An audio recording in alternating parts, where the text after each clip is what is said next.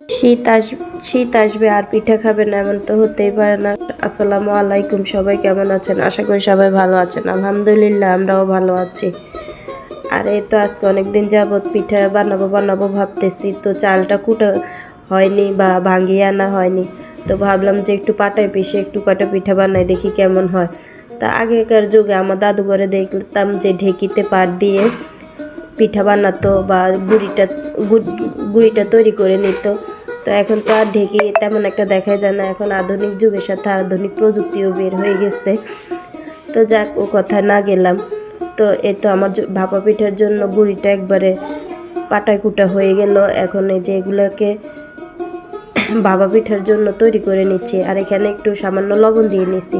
তো আমি আমার পদ্ধতিতে তৈরি করতেছি, আপনারা আপনাদের মতো করে তৈরি করে নেবেন। আর গুঁড়িটা একবারে ঝরঝরাও না আবার একবারে ভিজাও না, তাহলে পারফেক্ট হয় আর খেতেও ভালো লাগে।